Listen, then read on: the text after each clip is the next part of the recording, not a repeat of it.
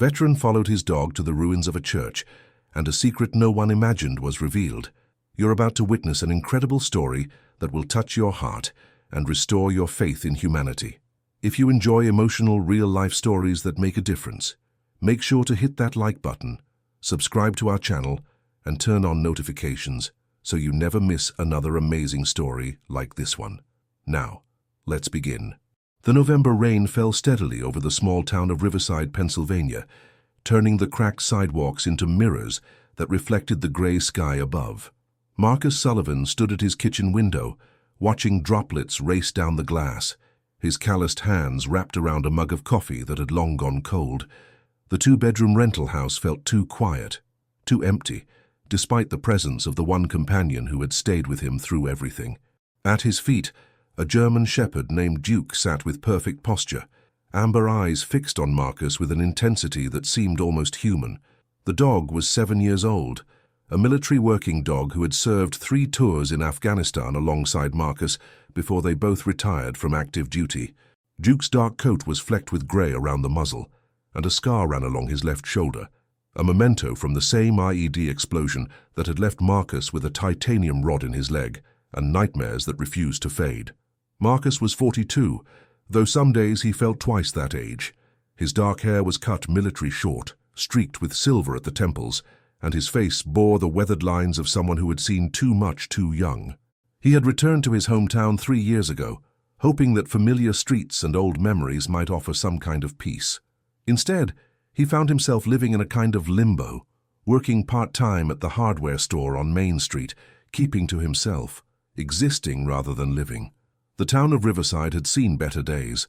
Population 3,500 and declining, it sat along the Susquehanna River in a region where coal mining and manufacturing had once provided prosperity. Now empty storefronts lined Main Street, their windows covered with faded for lease signs. The younger generation left for opportunities in Philadelphia or Pittsburgh, leaving behind an aging population and a sense of quiet resignation.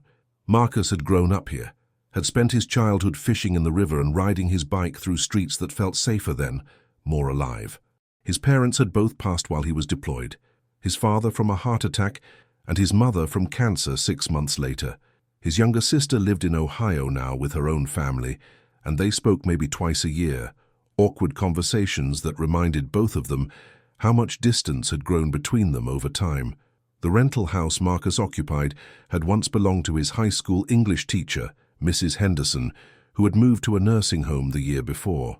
It was small but adequate, with a fenced backyard where Duke could run, though the dog seemed to sense Marcus's mood and rarely strayed far from his side. The furniture was mostly second-hand, the walls bare except for a single photo of Marcus's platoon, taken in Kabul before everything went wrong. Duke suddenly stood, his ears pricking forward, a low whine emerging from his throat. Marcus recognized the behavior immediately. The dog was alerting to something, his training kicking in despite years of civilian life. Marcus set down his mug and moved to the door, grabbing his worn jacket from the hook. Outside, the November air was cold and damp, carrying the scent of wet leaves and distant wood smoke. Duke pulled at his leash with unusual urgency. Not his normal disciplined walk, but something more insistent. Marcus followed, his leg aching in the cold, as the dog led him away from their usual route through the neighborhood. They passed the high school where Marcus had graduated 24 years earlier, its brick facade now covered in graffiti that the underfunded district couldn't afford to remove. They passed the park where Marcus had played as a child, its equipment rusted and in need of repair, the swings hanging motionless in the grey morning. They passed houses Marcus remembered from his youth, now looking tired and worn, paint peeling, porches sagging. Duke's pace quickened, and Marcus had to lengthen his stride to keep up, ignoring the protest from his injured leg. The titanium rod was a constant reminder of the day his convoy had hit an IED outside Kandahar, the day 3 of his friends had died and Duke had been wounded, dragging him to safety. The physical therapy had been brutal, the recovery long, but Marcus knew he was one of the lucky ones. He could still walk, still function, even if every step carried a memory of pain. After 20 minutes of walking, they arrived at a place Marcus had forgotten existed. The old Riverside Community Church stood, or rather slumped, at the end of a dirt road that had nearly been reclaimed by nature. The building had been abandoned for at least 15 years, victim of a dwindling congregation and the inability to afford repairs. The white clapboard siding had weathered to grey, paint peeling in long strips. The steeple listed slightly to one side, and several windows were boarded up or broken entirely. Marcus remembered this church from his childhood. His family hadn't been religious, but he'd come here once for a friend's baptism, remembered the bright sanctuary with its colourful stained glass windows and the smell of old hymnals. The church had been the centre of community life then, hosting potlucks and youth groups, weddings and funerals. Now it stood as a monument to everything Riverside had lost, a physical manifestation of decline and abandonment. Duke pulled Marcus toward the church with single-minded determination, his nose working the air. The chain-link fence that was supposed to keep people out had collapsed in several places, and they stepped through easily. Overgrown grass and weeds surrounded the building, reaching nearly to Marcus's waist in places. A rusted sign declared the property condemned by the county health department, dated 2018. The dog led him around to the side of the church, where a basement entrance was partially hidden by overgrown honeysuckle vines. The wooden door hung askew on broken hinges, revealing darkness beyond. Duke stopped there, his whole body tense, alternating between staring at the dark opening and looking back at Marcus with those intelligent eyes that seemed to be communicating something urgent. Marcus felt a chill that had nothing to do with the November weather. His military training warred with civilian caution. Every instinct told him there was something in that basement that Duke had detected, something important. He pulled out his phone, using the flashlight feature to peer into the darkness. The beam of light revealed concrete steps descending into shadow, the walls covered in water stains and patches of mold. The air that wafted out was cold and damp, carrying a musty smell of decay and abandonment. But there was something else too, something that made Duke whine and paw at the ground with increasing agitation. Marcus heard it then, so faint he almost missed it beneath the sound of dripping water and the wind through the ruined building, a sound that made his blood run cold, a child's cry, weak and frightened, coming from somewhere in the darkness below. Without hesitation, Marcus descended the stairs, Duke pressed close to his leg. The basement was larger than he expected, a maze of Sunday school rooms and storage spaces, all in various states of collapse. Water pooled on the floor, and the ceiling sagged ominously in places. His phone's light cut through the darkness, revealing overturned furniture, mouldy hymnals scattered across the floor, and the skeletal remains of what had once been a church's gathering space. The crying grew louder, more desperate. Duke led him through a narrow hallway to what must have been a storage room at the back of the basement. The door was partially open, swollen with moisture. Marcus pushed it fully open and swept his light across the small space. What he saw would haunt him for the rest of his life in ways his military service never had. A boy, no more than 8 or 9 years old, was huddled in the corner of the room, soaking wet and shivering violently. He was wearing only a thin t-shirt and jeans, both filthy and torn. His face was pale, almost blue in the cold, and his eyes were wide with terror. When the light hit him, he tried to shrink further into the corner, raising his arms defensively. Marcus immediately dimmed his phone light and dropped to one knee, making himself smaller, less threatening. Years of working with frightened civilians in war zones kicked in. He kept his voice low and calm. "Hey there, buddy. It's okay. I'm not going to hurt you. My name is Marcus, and this is Duke. We're here to help." The boy's teeth chattered so hard he couldn't speak. He stared at Marcus with eyes that held a terror no child should ever know. Duke, sensing the boy's fear, lay down on the floor and crawled forward on his belly, a submissive, non-threatening posture. The dog stopped a few feet away from the boy and simply waited, his tail giving a slow, gentle wag. Marcus pulled off his jacket and held it out slowly. "You must be freezing. Can I give you this jacket? It's warm." The boy didn't move, but he didn't pull away either, when Marcus carefully draped the jacket over his shoulders. Up close, Marcus could see that the child was in bad shape. His lips were blue, his skin had that dangerous pallor of severe hypothermia, and he was shaking uncontrollably. There were bruises on his arms, some fresh, some fading to yellow-green. His wrists showed marks that looked like rope burns. "What's your name?" Marcus asked gently. The boy's mouth moved, but only a whisper came out. Marcus leaned closer.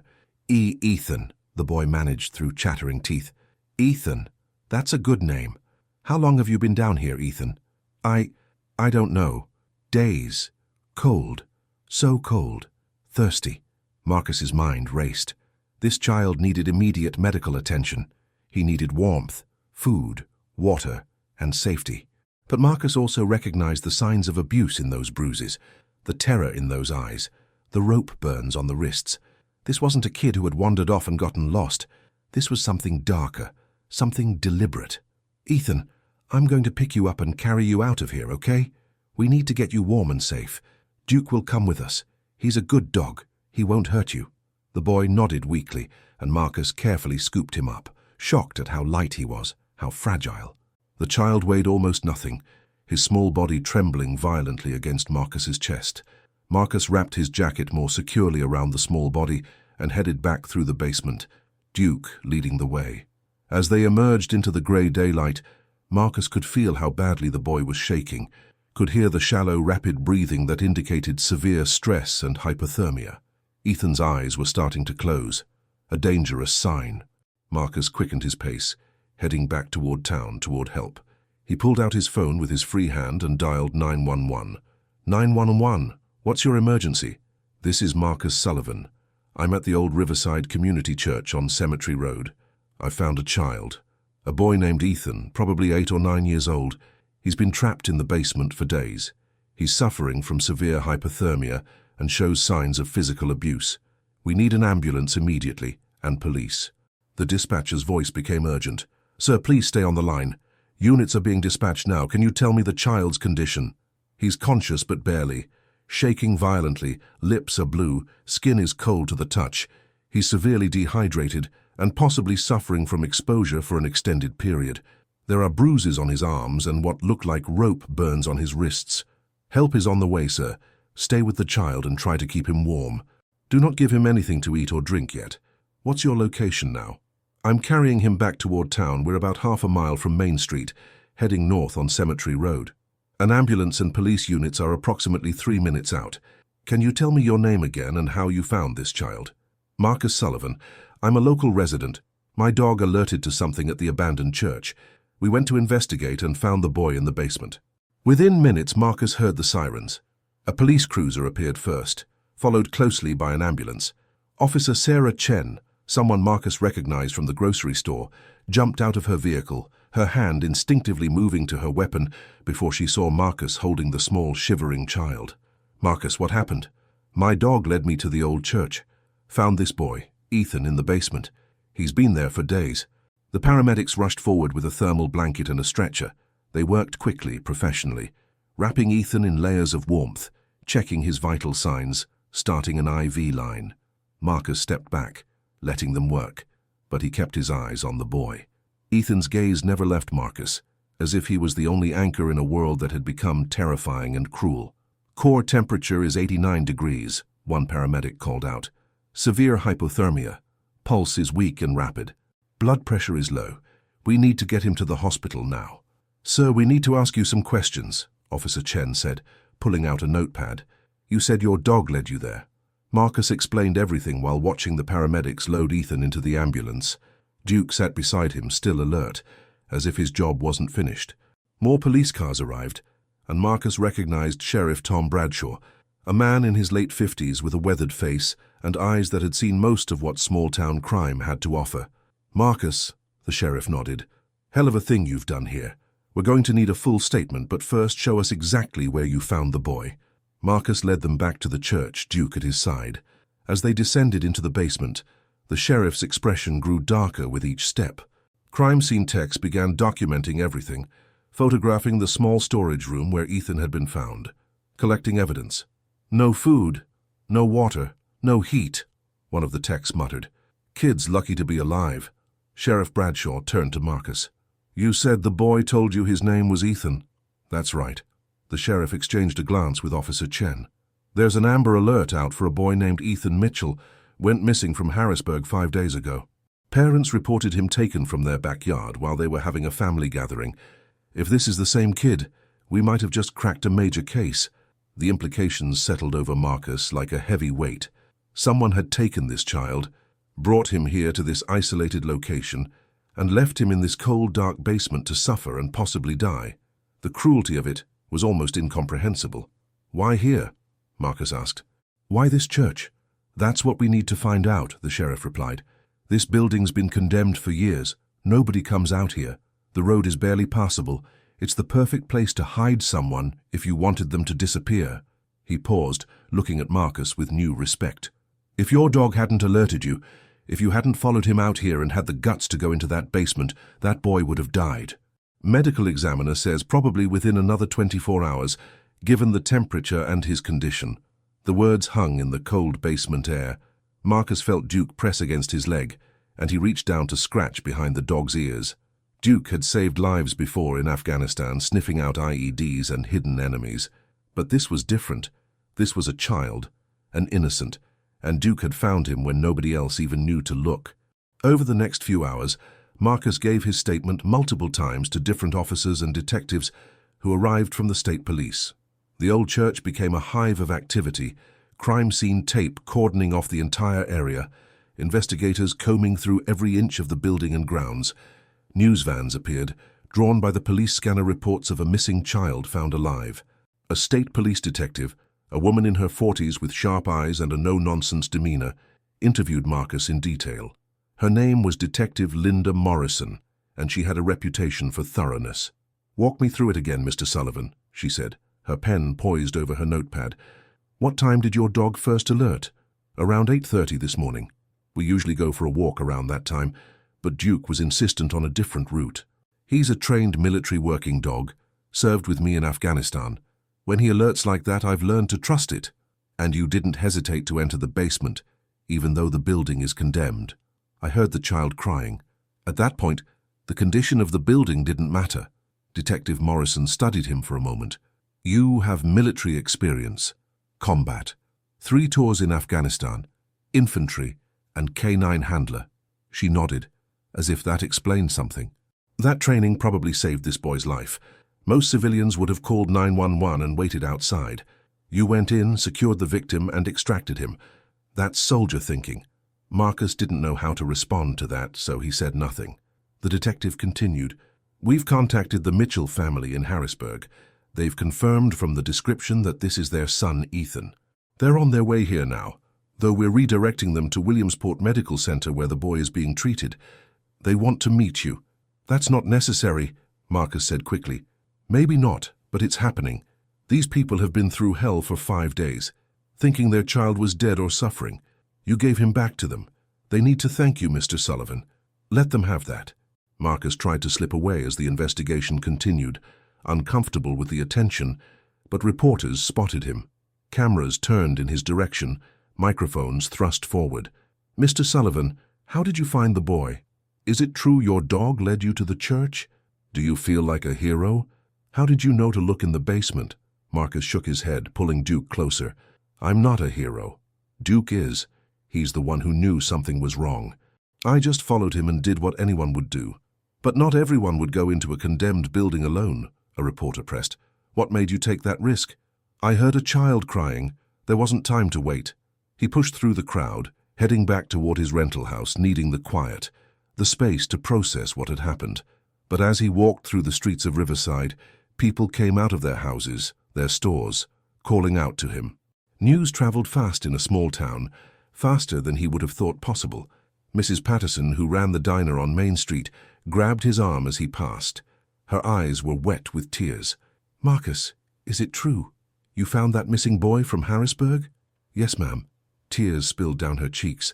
"God bless you. God bless that dog, that poor child, and his poor family. You're a hero, Marcus Sullivan, a real hero." Similar scenes repeated all the way home. Old Mr. Kowalski, who owned the hardware store where Marcus worked, stood on his porch and saluted as Marcus passed, a gesture of respect that made Marcus's throat tight. The Hernandez family, who lived 3 doors down, came out with their children to see Duke, calling him a hero dog and asking if they could pet him. By the time Marcus reached his small house, he was exhausted, emotionally and physically. He fed Duke, giving the dog extra treats and fresh water, then sank into his worn couch, staring at nothing. The adrenaline that had carried him through the rescue was fading, leaving behind a bone-deep weariness. His phone began ringing almost immediately. His sister Karen in Ohio, friends he hadn't spoken to in months, A reporter from the Harrisburg newspaper, even someone claiming to be from a national news network. He ignored them all, needing silence, needing to process. But one call he did answer, from Sheriff Bradshaw. "Marcus, I wanted to let you know, the boy, Ethan Mitchell, he's stable. Doctors say his core temperature has come up to 94 degrees. They're still warming him slowly, treating him for dehydration and minor injuries, but he's going to make it. Another day in that basement and he wouldn't have. You saved his life. Duke saved his life," Marcus corrected quietly, as he always did. "Maybe so. But you listened to your dog. You had the training to assess the situation, and you had the courage to go into that basement without backup. That combination saved a child's life, Marcus. Don't diminish what you did." The sheriff paused. "The family wants to meet you. They'll be at the hospital tomorrow morning. I told them you'd be there. Tom, I know you don't like the attention. I get it. But these people need to see you, need to thank you. It's part of their healing process. Can you do that for them?" Marcus closed his eyes, the weight of it all pressing down on him. "Yeah, I'll be there." After the call ended, Marcus sat in the darkness of his living room, Duke's head resting on his lap. The dog's eyes were half closed, finally relaxed after the intense day. Marcus thought about the terror in Ethan's eyes, the way the boy had looked at him like he was the only safe thing in a world gone mad, the small body so light and fragile in his arms. He knew that look. He'd seen it in the eyes of Afghan children whose villages had been torn apart by war, who had lost everything and everyone. He'd seen it in the mirror on his worst days, when the nightmares were so bad he couldn't distinguish sleep from waking, when the memories of the IED blast and his friends dying replayed on an endless loop, that look of someone who had stared into an abyss and barely made it back. Marcus hadn't slept well since returning from Afghanistan. The nightmares came most nights, vivid and terrible, replaying the worst moments of combat. He'd wake up drenched in sweat, heart pounding, Duke already alert beside him. The dog's presence, the only thing that kept him grounded in reality. He'd tried therapy, tried medication, but nothing really helped. The VA counselor said it was PTSD, said it might get better with time, but 3 years later, Marcus was still waiting. Tonight would be different, he suspected. Tonight he would dream of a child alone in the dark, cold and afraid, crying for help that almost didn't come. But at least this nightmare would have a happy ending. At least Ethan Mitchell would go home to his family, would have a chance to heal, to grow up, to live a life that had almost been stolen from him. The next morning, Marcus drove the 40 minutes to Williamsport Medical Center, Duke in the passenger seat. The hospital was larger than anything in Riverside, a regional facility that served several counties. Marcus hated hospitals, the antiseptic smell, the fluorescent lights, the memories they triggered of his own recovery after his injury, the weeks of pain and surgery and rehabilitation. But he had promised Sheriff Bradshaw he would come, and more importantly, he wanted to see for himself that Ethan was truly okay, that the boy he had pulled from that dark basement was going to survive and recover. At the pediatric ward, a nurse directed him to a private room on the 3rd floor. Before he could knock, the door opened, and a woman in her mid-30s stood there, her eyes red and swollen from crying. She looked at Marcus, then at Duke, and her face crumpled. "You found him," she whispered. "You found my baby." She pulled Marcus into a fierce hug, sobbing against his shoulder. A man appeared behind her, Ethan's father, tall and hollow-eyed from days of terror and sleepless nights. He shook Marcus's hand with both of his own, unable to speak through the emotion that choked his words. Inside the room, Ethan lay in a hospital bed, looking small and fragile against the white sheets.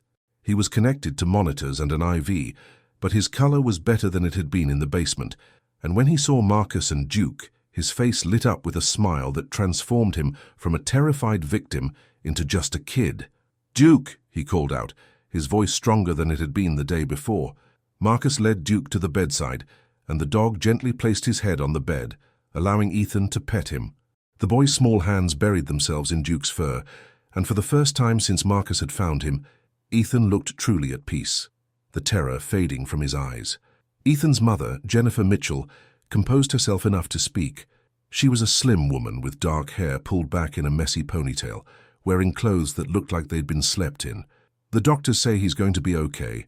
Hypothermia, dehydration, some bruising and rope burns on his wrists, but he'll recover. Because of you. Because you found him." "How did this happen?" Marcus asked quietly. though he wasn't sure he wanted to know the answer. Jennifer's husband, Robert, spoke for the first time, his voice heavy with guilt and rage. He was a large man, probably 6'2", with the build of someone who worked with his hands. "We were having a barbecue at our house. My sister and her family were visiting from State College. It was supposed to be a nice day, just family time. Ethan was playing in the backyard with his cousins, running around being a kid. We were right there on the deck, maybe 50 feet away. We looked away for 5 minutes, maybe less. Jennifer went inside to get more drinks. I was flipping burgers. My sister was chasing her toddler. When we looked back, Ethan was gone, just vanished." His voice broke on the last word, and Jennifer reached for his hand. "The police think someone had been watching our house," Jennifer added, her voice shaking. "Watching Ethan, planning, waiting for an opportunity. They grabbed him in those few minutes when we weren't looking directly at him, and they took him. Just took him.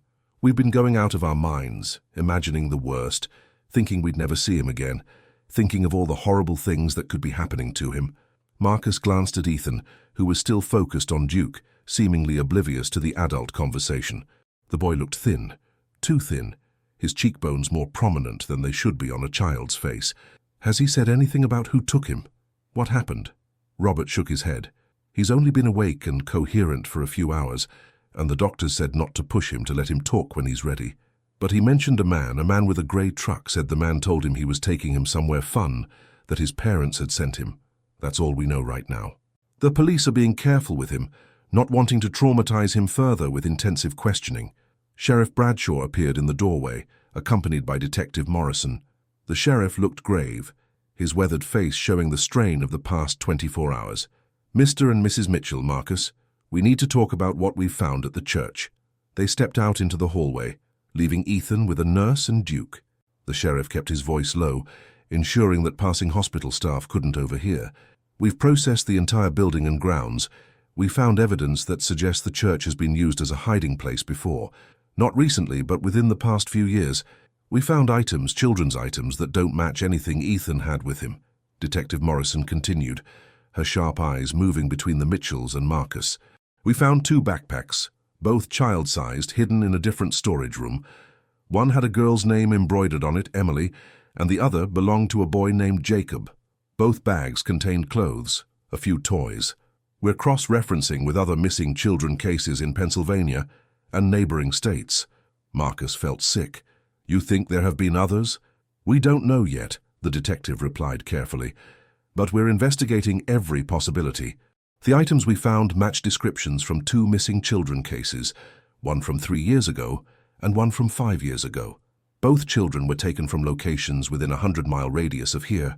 Both were never found." The implications were staggering. The old church, forgotten and abandoned, had become a place of nightmares. How many children might have suffered there? How many families had lived with the agony of not knowing, while their children were hidden just miles away in a place nobody thought to look?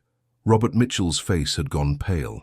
"You're saying other children were taken to that place, that my son might not be the first?" "We're saying it's a possibility we have to investigate," Sheriff Bradshaw said. "The good news, if there is any in this situation, is that Ethan survived. He can tell us things that might help us understand what happened, might help us find who did this and bring them to justice." Jennifer was crying again, her shoulders shaking. "Those poor children, those poor families. At least we got Ethan back. At least we have that." Over the next few days, Marcus found himself drawn deeper into the investigation, despite his desire to remain in the background. Detective Morrison wanted his perspective, his military training giving him insights into tactics and planning that civilian investigators might miss. "Whoever chose that church knew what they were doing," Marcus explained during one meeting at the sheriff's office. "It's isolated, abandoned off any regular patrol routes. The basement entrance is hidden. You'd have to know the building to know it was there. This wasn't random. This was planned." "We're looking at local connections," Detective Morrison said. "Someone who grew up in Riverside or spent significant time here, someone who would have known about the church before it was abandoned." The media attention intensified. The story of the rescue dominated local and regional news, then went national. Marcus's face appeared on television screens across the country, the reluctant hero who had saved a child's life. Reporters camped outside his rental house, wanting interviews, wanting to make him into some kind of symbol. He refused them all, slipping out the back when he needed to go to work, keeping his head down. But the attention wasn't all from the media. The town of Riverside, which had largely ignored Marcus since his return, suddenly saw him differently. People stopped him on the street to shake his hand, to thank him, to tell him how proud they were. The hardware store owner, Mr. Kowalski, gave him a raise without being asked, told him he was grateful to have a hero working for him. Mrs. Patterson at the diner refused to let him pay for his meals, would bring him extra food to take home, her way of showing appreciation. It made Marcus deeply uncomfortable. He hadn't done anything special, not really. He'd just followed his dog and done what anyone would have done. But people needed heroes, he realized, especially in a town like Riverside where hope was in short supply, where decline and decay had become the norm. He represented something they desperately wanted to believe in, the idea that one person could still make a difference. The investigation into Ethan's kidnapping moved quickly. Security footage from a gas station near the Mitchell home showed a grey pickup truck in the area on the day of the abduction. The license plate was partially visible, and state police were able to trace it to a registered owner. 10 days after Ethan's rescue, there was an arrest. A man named Carl Hendricks, 53 years old, with a history of child endangerment charges in Ohio that had resulted in probation rather than prison time. He had been living in a trailer park on the outskirts of Harrisburg, working as a handyman, keeping a low profile. When confronted with the evidence, including DNA found at the church basement and security footage showing his truck, Hendricks confessed. He had seen Ethan playing in the backyard, had waited and watched for his opportunity, and had taken the boy while the family was distracted. He claimed he had planned to release Ethan after a few days, that he was just lonely and wanted company, that he hadn't meant to hurt anyone. The psychologist who evaluated Hendricks had a different assessment, one that suggested Ethan had been extraordinarily lucky that Marcus and Duke had found him when they did. The pattern of behavior, the planning involved, the history of charges related to children, all pointed to someone whose intentions had been far darker than he claimed. The items found in the church, the backpacks belonging to Emily and Jacob, were confirmed to match missing children from previous years. Emily Rodriguez had disappeared from a playground in Scranton 3 years earlier, vanished while her mother was pushing her younger sibling on a swing. Jacob Thompson had been taken from his front yard in Altoona 5 years ago, last seen riding his bicycle before dinner. Neither child had ever been found, despite extensive searches and investigations. The discovery of their belongings in the church basement brought both answers and renewed anguish to their families. At least now they knew what had happened, even if the knowledge brought no comfort. Hendricks eventually confessed to all 3 abductions, though he claimed the first 2 children had died accidentally and he had panicked, disposing of their bodies in the Susquehanna River, where they were likely never to be recovered. The confession was horrific, clinical in its details, spoken by a man who seemed more concerned with minimizing his own culpability than acknowledging the lives he had destroyed. Marcus attended the preliminary hearing, sitting in the back of the courtroom, watching as the monster who had terrorized children was led in wearing an orange jumpsuit and shackles. He looked ordinary, unremarkable, the kind of person you'd pass on the street without a second glance. That ordinariness was perhaps the most disturbing thing about him. The Mitchell family was there too, Jennifer and Robert sitting in the front row, holding hands so tightly their knuckles were white. Ethan wasn't present, spared from having to face his abductor, but the impact of what had happened to him was written on his parents' faces. When the charges were read, when the evidence was presented, when Hendricks's confession was entered into the record, Jennifer Mitchell broke down sobbing. Robert held her, his own face a mask of controlled rage, the face of a father who wanted nothing more than 5 minutes alone with the man who had hurt his child. Outside the courtroom, Marcus found himself face to face with Emily Rodriguez's mother, a woman named Maria, who looked like she had aged a decade in the 3 years since her daughter disappeared. She grabbed Marcus's hands, her eyes desperate. "Thank you for finding that place," she said in accented English.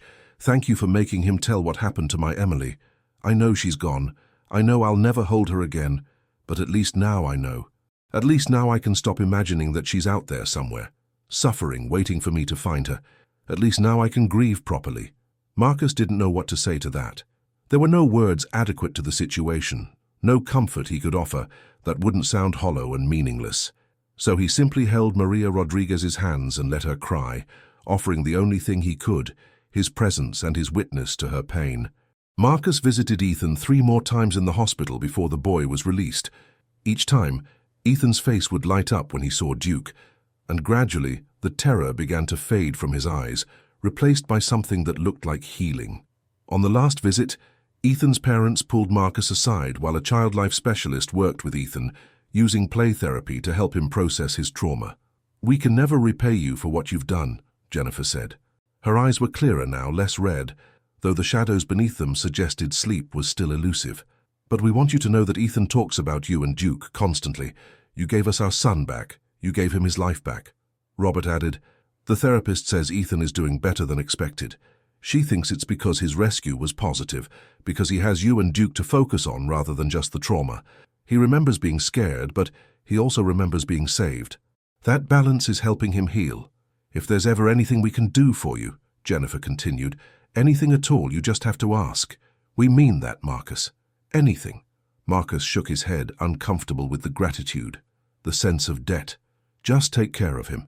Make sure he gets the help he needs. That's all I want."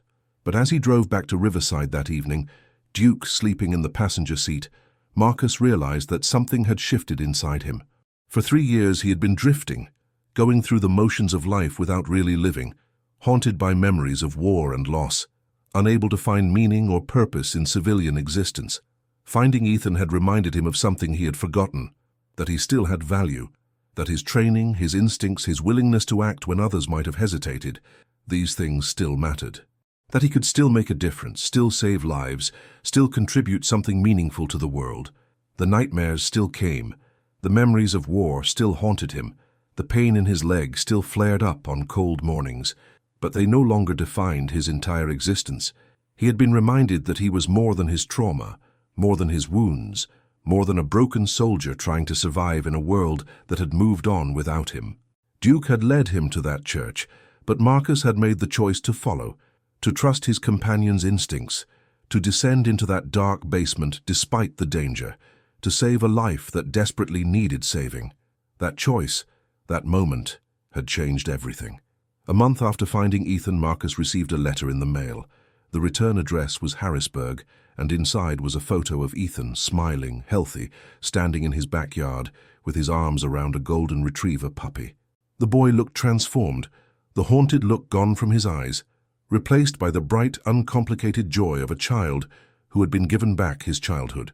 On the back of the photo, in a child's careful handwriting, were the words, "Thank you for saving me. I named my new dog Lucky because that's what I am. Your friend, Ethan." Marcus pinned the photo to his refrigerator, where he would see it every morning when he made his coffee. It became a talisman of sorts, a reminder that even in a world that often felt dark and broken, there were moments of light, moments when one person and one dog could make all the difference. The town of Riverside began to change too, in small ways.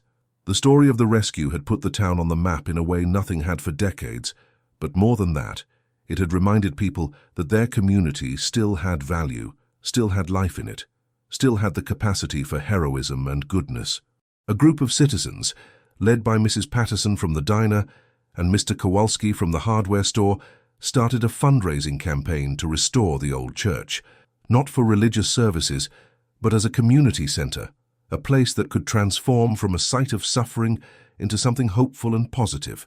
Marcus found himself drawn into the effort, despite his preference for solitude and his discomfort with attention. He helped with the planning, used his skills from the hardware store to assist with the renovation work, found that it felt good to build something instead of dwelling on things that had been destroyed. The work was slow, limited by funding and volunteer availability, but progress was made. The basement was completely gutted and renovated, transformed from a dark, moldy dungeon into a bright space, with new walls, new flooring, new lighting. The storage room where Ethan had been found was converted into a reading room for children, painted in cheerful colors, filled with books and comfortable seating.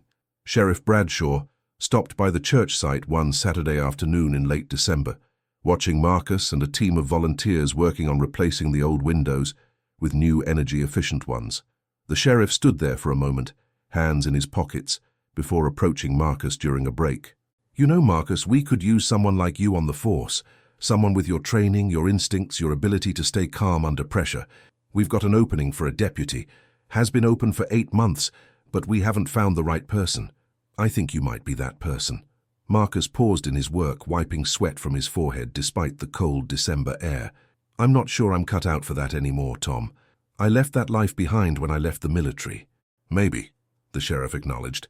"But then again, maybe you just needed to find a different way to serve. You proved you've still got what it takes when you found that boy.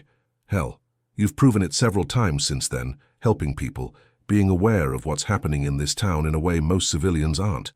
That's not something you can teach. That's who you are." "I've got issues, Tom. PTSD, nightmares, the whole veteran package. I'm not sure the county wants to hire someone with my baggage." The sheriff smiled, a rare expression on his weathered face. "Marcus, half the good cops I know have baggage of one kind or another. What matters is whether you can do the job, whether you can be trusted to protect this community. I've seen enough to know you can. Think about it. No pressure, but the offer stands." As winter settled over Riverside, bringing snow and ice to the old streets, Marcus did think about it.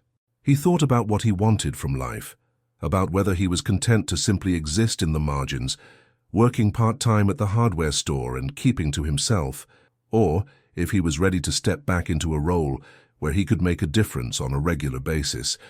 Duke seemed to have his own opinion on the matter. The dog had always been alert, always watchful, but since finding Ethan, there was a new intensity to his vigilance. On their walks through town, Duke would pause at certain houses, certain locations, his nose working, his body language suggesting alertness that Marcus had learned to read after years of partnership. One evening in early January, Duke pulled Marcus toward the elementary school playground, even though it was after dark and the school was closed for winter break.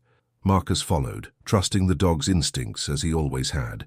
They found a teenager huddled under the slide, a girl of maybe 16, shivering in inadequate clothing, her eyes red from crying in the cold. Her name was Melissa Vargas, and she had run away from a home situation that was dangerous, an uncle who had been making her uncomfortable, parents who didn't believe her when she tried to tell them. She had been sleeping in the playground equipment for 2 nights, terrified and alone, not knowing where else to go. Marcus called the appropriate authorities, stayed with her until help arrived, made sure she was safe and that her situation was properly investigated. It was a smaller thing than finding Ethan, but it mattered just as much to that girl in that moment. And it mattered to Marcus that Duke had once again known something was wrong, had led him to someone who needed help. Word spread again through Riverside's efficient gossip network, and people began to understand that what had happened with Ethan wasn't a fluke or a one-time miracle. Marcus and Duke had something special, a connection and an awareness that served their community in ways both large and small. By the time February arrived, Marcus had made his decision. He accepted Sheriff Bradshaw's offer and began the process of becoming a deputy sheriff. The training was easier than he expected, his military background covering most of the necessary skills. Duke was evaluated and certified as a K-9 unit, the first such unit Riverside County had ever had. The local newspaper ran a story about it, complete with a photo of Marcus in his new uniform standing beside Duke. The headline read, "Local hero joins sheriff's department, brings his hero dog with him." Marcus cringed at the phrasing, but he was learning to accept that people saw him differently now, that his reluctance to be called a hero didn't change how others perceived him. His first week on patrol was an adjustment. The uniform felt strange after years of civilian clothes, and the weight of the duty belt with its equipment was different from the tactical gear he'd worn in Afghanistan, but familiar in its own way. Duke adapted quickly, riding in the specially equipped patrol vehicle, alert and ready, seeming to understand that they had a new job now, a new mission. On his 3rd day of patrol, Marcus and Duke were called to a domestic disturbance on the south side of town. A neighbor had reported screaming, and the sound of breaking glass from the Thompson residence. Marcus arrived to find a situation that could have escalated dangerously. A husband drunk and angry, a wife with a black eye and a split lip, 2 small children cowering in a bedroom. Marcus's military training kicked in. He assessed the situation, separated the parties, ensured the wife and children were safe and arrested the husband without incident. Duke's presence helped, the large German shepherd's calm authority making the drunk man think twice about resisting. Later, As Marcus filled out the paperwork at the station, Sheriff Bradshaw stopped by his desk. "Good work out there today. You kept a bad situation from getting worse. That's what this job is really about, most of the time. Not the dramatic rescues, but the day-to-day work of keeping people safe." Marcus nodded, thinking about the fear in those children's eyes, how it had reminded him of Ethan, of all the children he'd seen in Afghanistan, whose lives had been touched by violence. "Will they be okay? The wife and kids? We've got resources for them. Domestic violence counselor, temporary housing if she wants it, protective order against the husband. It's up to her what she does next, but at least now she has options. You gave her that." As the weeks turned into months, Marcus settled into his new role. The work was varied and sometimes challenging, from routine traffic stops to more serious incidents. Duke proved invaluable, his nose finding drugs during vehicle searches, his tracking abilities helping locate a lost elderly man with dementia who had wandered away from a nursing home, his presence calming frightened children during welfare checks. The nightmares didn't disappear entirely. The memories of war would always be part of who Marcus was, the faces of friends who hadn't made it home, the sound of explosions, the weight of decisions made under fire. But they no longer consumed his existence. He had found a way to channel his training and experience into something constructive, something that helped rather than destroyed. On a cool evening in late March, Marcus received an unexpected visitor. Jennifer, Robert, and Ethan Mitchell arrived at his house, having driven from Harrisburg with gifts and news. "We wanted you to know," Jennifer said, sitting in Marcus's small living room while Ethan played with Duke on the floor, the boy and dog having maintained a special bond since that day in the hospital, "that Ethan's therapist says he's doing remarkably well, better than they initially expected. She says it's because he has a positive association with his rescue. He doesn't just remember being scared in that basement. He remembers you and Duke finding him, saving him, keeping him safe. That's what he holds on to, what helps him process the trauma." Robert added, his voice thick with emotion. "You gave him more than his life, Marcus. You gave him hope. You showed him that there are good people in the world, people who will help when you need it most. That's a gift we can never repay." Ethan looked up from where he was gently wrestling with Duke, the dog playing along with careful restraint. "Are you a policeman now, Marcus?" "I am, buddy. Deputy Sheriff. Just started a few months ago." Ethan's face lit up with a smile that transformed his features. "That's good. Really good. You and Duke can save more people now, just like you saved me." Out of the mouths of children, Marcus thought, came the simplest and most profound truths. That was exactly what he hoped to do, what he was trying to do every day, to use his skills and Duke's instincts to protect people who couldn't protect themselves, to make a difference in whatever way he could. As spring arrived and the town of Riverside slowly awakened from winter's grip, the renovation of the old church continued. The transformation was remarkable. The exterior was repainted in fresh white, the steeple straightened and reinforced, new windows installed throughout. The interior was completely redesigned, with the old sanctuary converted into a multi-purpose room for community events, the Sunday school rooms transformed into spaces for after-school programs and senior activities. By May, the building that had once been a place of abandonment and horror, where children had suffered and died, had been reborn as a beacon of hope and community. The grand opening drew most of Riverside's population, along with special guests from Harrisburg and the state capital. Jennifer, Robert, and Ethan Mitchell cut the ribbon alongside Marcus, Duke, Sheriff Bradshaw, and the mayor of Riverside. Local news stations covered the event, telling the story of how tragedy had been transformed into hope, how a place of darkness had been reclaimed by light. Ethan gave a short speech that his parents had helped him write, his voice clear and strong as he stood at the microphone. "This place used to scare me. It was where bad things happened. But Marcus and Duke showed me that good things can come from bad places, that scary things can be made safe again. This community center is going to help lots of people, and that makes me happy. Thank you to everyone who made this happen." The applause was thunderous, and Marcus saw more than a few people wiping away tears. The symbolism wasn't lost on anyone. If this place could be transformed, if something so broken could be made whole again, then maybe there was hope for other things too, for a town that had been dying, for people who had been broken, for futures that had seemed impossible. After the ceremonies, when the crowds had thinned and people were touring the new facility, Marcus found himself standing in what had been that dark basement storage room. It was almost unrecognizable now, transformed into a bright reading room for children, with colorful murals on the walls depicting scenes of nature and adventure, shelves full of books, comfortable beanbag chairs, and large windows that had been installed to bring in natural light. Ethan appeared beside him, slipping his small hand into Marcus's larger one. The boy had grown in the months since his rescue, had put on weight and lost that skeletal appearance, but more importantly, he had regained something that Marcus recognized as childhood, that quality of innocence and possibility that trauma tries to steal. "It's different now," the boy said softly, looking around the room that had once been his prison. "It is," Marcus agreed. "I used to have bad dreams about this place, about being cold and scared and alone. But now when I think about it, I remember you and Duke finding me. I remember that you came when nobody else knew I was here. I remember that you saved me." Marcus knelt down to Ethan's level, meeting the boy's eyes. "You know what, Ethan? You were incredibly brave. You survived something terrible, something that would have broken a lot of people, and you came out the other side. That takes real courage. You should be proud of yourself."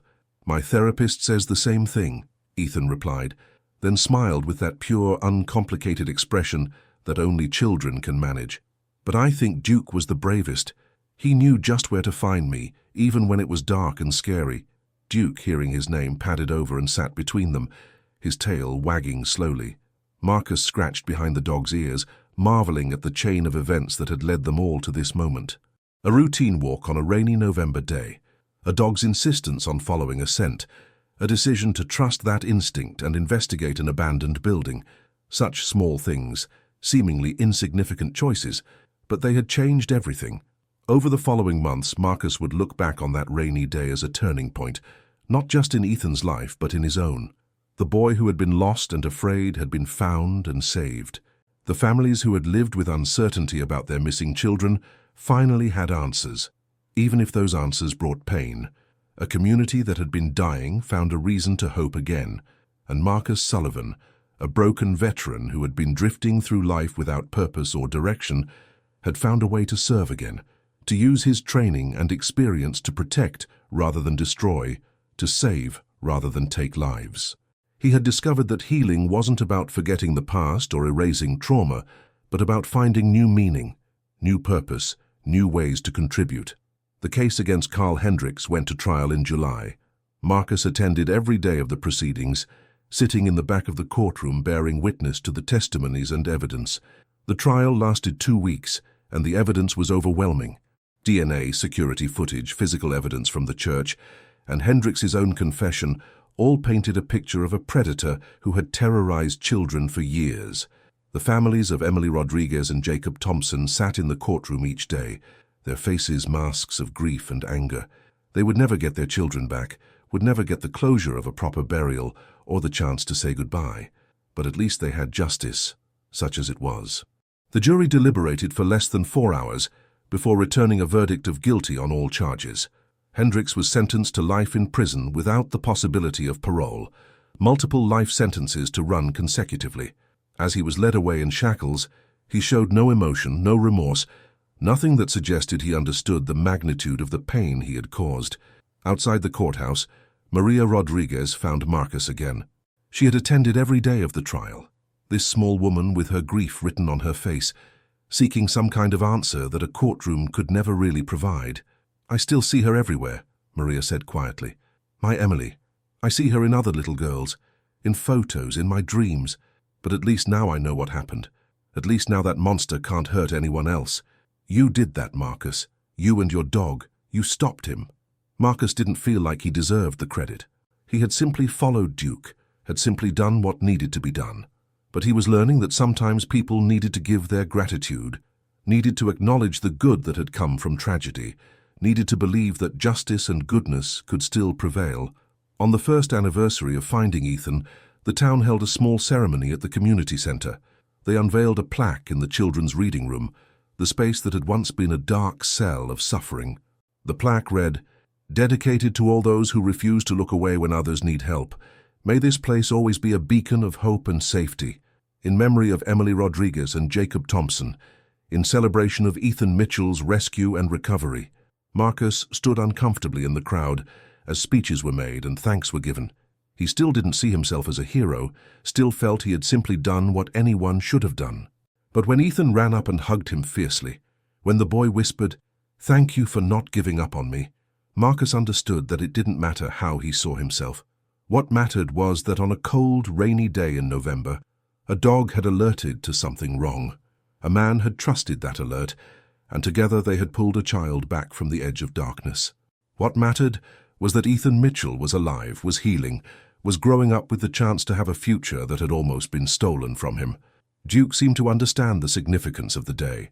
The aging German shepherd, now 8 years old, stayed close to Ethan throughout the ceremony, patient and gentle as the boy petted him and showed him off to friends. The dog's muzzle was grayer now, his movements a bit slower, but his eyes remained sharp and alert, always watching, always ready. As the ceremony ended and people began to disperse, Sheriff Bradshaw pulled Marcus aside, a rare smile on his face. "I wanted to let you know, Marcus, that the K9 program has been such a success that the county is funding expansion. We're going to train 3 more handlers, get 3 more dogs. You and Duke started something important here, something that's going to make this community safer for years to come." Marcus nodded, watching Duke interact with a group of children who had gathered around him, the dog accepting their attention with the patience of an old soul who had seen much and understood more. "He's getting older, Tom. I don't know how many more years he has in him for active duty." "Then we make the most of the time we have," the sheriff replied. "And when he's ready to retire, he'll have earned a peaceful rest. But until then, you two keep doing what you're doing. You're making a difference, Marcus. Every damn day you're making a difference."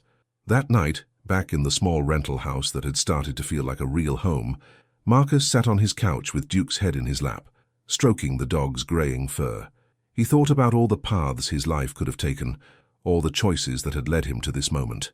He could have ignored Duke's alert that rainy November day. He could have assumed the dog was just chasing a rabbit or responding to some other animal. He could have decided that an abandoned church was too dangerous to investigate alone, that he should call the authorities and wait for backup.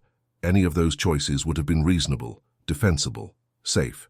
But they would have meant leaving Ethan Mitchell to die alone in the cold and dark, and Marcus couldn't imagine living with that alternative reality. He couldn't imagine being the person who had heard a child crying and turned away, who had prioritized his own safety over a life that desperately needed saving. The phone rang, breaking his reverie. It was Jennifer Mitchell, calling as she did every few weeks to check in and update him on Ethan's progress. These calls had become something Marcus looked forward to, a connection that reminded him why his work mattered. "He got straight A's this semester," she said, the pride evident in her voice. "And he joined the Boy Scouts. His troop is working on a service project at a local animal shelter. Guess what inspired that?" Marcus smiled. "I hope Duke didn't volunteer us to help without asking me first." Jennifer laughed, a sound that was lighter now than it had been a year ago, as if some of the weight she carried had been lifted. "Marcus, I don't think we'll ever be able to truly express what you mean to us, what you've given us. Ethan has his whole life ahead of him now because of you. He's growing up, making friends, doing normal kid things. That's a miracle to us, a gift we treasure every single day." "Because of Duke," Marcus corrected gently as he always did. "Because of both of you," Jennifer insisted firmly. "You were the team that brought our boy home. You'll always be part of our family, whether you like it or not." After the call ended, Marcus looked down at Duke, whose eyes were half closed in contentment, the dog's breathing slow and steady. "She's right, you know," Marcus said softly to the dog. "We are a team, always have been, always will be." Duke's tail thumped once against the couch cushion, a lazy acknowledgement that spoke volumes about their bond, forged in combat and strengthened through years of partnership and shared purpose. The months rolled into another year, and Riverside continued its slow but steady transformation, from a dying town to a community that had found renewed purpose. The community center thrived, hosting everything from after-school tutoring programs to senior citizen yoga classes, from job training workshops to support groups for veterans and families dealing with trauma. Marcus and Duke became fixtures of local life, their presence reassuring to residents who had learned to trust in their vigilance and dedication. They found 2 more missing children over those years, both cases of custodial interference, where non-custodial parents had taken their children during disputed custody situations. Both cases ended peacefully, with the children returned safely home and the parents facing legal consequences for their actions. But nothing ever quite matched the intensity and emotion of that first case, that rainy November day, when a dog's nose and a man's trust had combined to pull a child back from the abyss. That day remained the defining moment of Marcus's return to civilian life, the moment when everything changed. Ethan Mitchell grew up as children do, resilient in the way that the young often are. He visited Riverside several times a year, always making sure to spend time with Marcus and Duke. He talked about his plans for the future, about becoming a veterinarian, or maybe a police officer, about working with animals or helping people the way Marcus and Duke had helped him. His parents sent photos and report cards, sharing every milestone, making sure Marcus knew that the life he had saved was being lived fully and joyfully. On Duke's 10th birthday, Marcus threw a small party at his house. The aging dog was mostly retired from active duty now, his days of tracking and searching behind him, though he still accompanied Marcus on routine patrols around town when his arthritis wasn't too bad. Ethan and his family drove up for the occasion, along with several of Marcus's colleagues from the sheriff's department, neighbors who had become friends, and even old Mr. Kowalski from the hardware store. As Marcus watched Duke surrounded by people who loved and respected him, accepting treats and gentle pets with the patience and dignity of an old soul, he felt a profound sense of gratitude. This dog had given him so much more than companionship or service. Duke had given him purpose when he had none, had led him to a moment that redefined his entire future, had shown him that his life still had meaning and value beyond what he had lost in the war. Later that evening, after the guests had departed and the house was quiet again, Marcus sat on his porch with Duke lying at his feet. The summer night was warm, fireflies blinking in the darkness like tiny beacons of light, and somewhere in the distance, another dog barked a greeting to the night. Duke's ears perked up at the sound, but he didn't move from his comfortable position, content to simply exist in the peace of the moment, his hunting days behind him, his mission accomplished. Marcus thought about writing in the journal his VA therapist had recommended, about documenting the journey from that dark place he had been in when he first returned from Afghanistan to where he was now. But words seemed inadequate to capture the complexity of it all, the way one rainy day had unraveled and rewoven the entire fabric of his life. Instead, he simply sat in the darkness, listening to Duke's steady breathing, grateful for the unconditional loyalty of a dog who had served his country with distinction, saved lives on 2 continents, and ultimately saved the man who had once been his handler but had become something much more important, his friend, his partner, his family. The ruins of the old church stood empty no longer. The darkness that had once filled that basement had been driven out by light and purpose and community. A child who had been lost was found. A man who had been adrift discovered an anchor. And a dog, growing old and grey, rested easy in the knowledge that his work had mattered, that his instincts had made all the difference, that his life had meaning beyond measure. In the quiet of that summer night, in a small town in Pennsylvania that had learned to hope again, Marcus Sullivan understood something fundamental about life and healing and purpose. That redemption often comes from unexpected places. That purpose can be found in the simplest act of following where a faithful dog leads, and that sometimes the greatest heroes are the ones who never see themselves as heroes at all, who simply do what needs to be done when the moment calls for it. Duke shifted in his sleep, his paws twitching with dreams of younger days, of missions completed and lives saved, of a boy crying in the darkness and the joy of finding him. Marcus reached down to rest his hand on the dog's head, a gesture of connection and gratitude that needed no words, that spoke of bonds forged in fire and strengthened through shared purpose. The story that had begun with a dog's alert and a man's trust had transformed not just 2 lives, but an entire community. It had reminded everyone involved that even in the darkest places, hope can survive if someone is brave enough to go looking for it. That vigilance and courage still matter in a world that often seems to have abandoned both, and that sometimes all it takes to change the world is one person willing to follow a dog into the darkness, trusting that somewhere in that darkness, a light is waiting to be found. As Marcus finally headed inside for the night, Duke following slowly behind him, moving with the careful deliberation of an aging warrior, he paused at the threshold and looked back at the quiet street, the sleeping town, the world he had learned to be part of again. Tomorrow would bring new challenges, new opportunities to serve and protect, new chances to make a difference in whatever way he could. But tonight, there was only gratitude for the journey that had brought him here, for the faithful companion who had walked every step of that journey beside him, for the child who had survived against all odds, for the community that had learned to hope again, for all the small moments and decisions that had led to this peaceful evening in a town that had been saved by refusing to give up. The door closed softly, and Riverside settled into the peaceful rhythm of another summer night, a town that had learned that even broken things can be made whole again, that abandoned places can be reclaimed and transformed, and that the bond between a man and his dog can illuminate the darkest corners of the world and bring hope where hope had seemed impossible. And somewhere in Harrisburg, a boy named Ethan slept peacefully in his own bed, safe and loved, his dreams no longer haunted by cold and darkness, but filled instead with images of a man who had cared enough to search, and a dog who had known exactly where to look, proof that heroes still exist, and that sometimes they come on four legs with amber eyes and a heart of pure gold. That's the incredible story of how a veteran and his loyal dog changed everything. If this story touched your heart, please hit that like button, subscribe to our channel for more amazing real-life stories, and turn on notifications so you never miss another inspiring tale. Share this video with someone who needs to be reminded that there are still heroes among us, that courage and compassion can still triumph over darkness, and that sometimes hope comes on four legs with a warrior's heart.